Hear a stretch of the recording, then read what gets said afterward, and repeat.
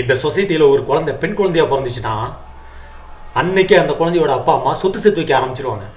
ஃபியூச்சரில் என் பிள்ளை கஷ்டப்படக்கூடாது அப்படின்னு. அதுவே ஒரு ஆண் குழந்தையா பிறந்துச்சுன்னா அங்கே இருந்தே கடமைகளை சேர்த்து வைக்க ஆரம்பிச்சிருவாங்க.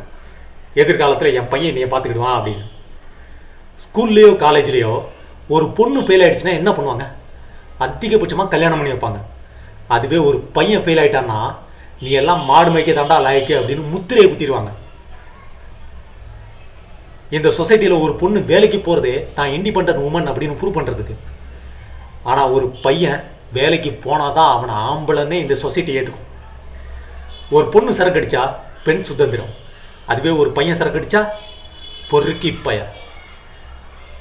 பொண்ணுங்க கல்யாணம் பண்ணுறதே லைஃப்பில் செட்டில் ஆகிறதுக்காக தான். ஆனால் ஆம்பளை லைஃப்பில் செட்டில் ஆனால் தான் கல்யாணமே. கல்யாணத்துக்கு அப்புறம் ஒரு பொண்ணு வாங்குகிற சேலரி அந்த பொண்ணுக்கும் அவளுடைய அப்பா அம்மாவுக்குமானது. அதுவே அந்த பையன் வாங்குகிற சேலரி அவனோட அப்பா அம்மா, அந்த பொண்ணோட அப்பா அம்மா, பொண்டாட்டி, பிள்ளைங்க, அக்கா, தங்கச்சி இப்படின்னு எல்லாருக்குமே சொந்தமானது. இவ்வளவு ஏன், நீங்கள் எங்கள் கூட சண்டை போட்டுக்கிட்டு உங்கள் வீட்டுக்கு போகிறப்ப கூட எங்கள் அம்மா வீட்டுக்கு போகிறேன் அப்படின்னு தானே சொல்லிட்டு போகிறீங்க. யாராவது எங்கள் அப்பா வீட்டுக்கு போகிறேன்னு சொல்லிட்டு போகிறீங்களா? இப்படி 1000 விஷயங்கள் சொல்லிக்கிட்டே போகலாம்.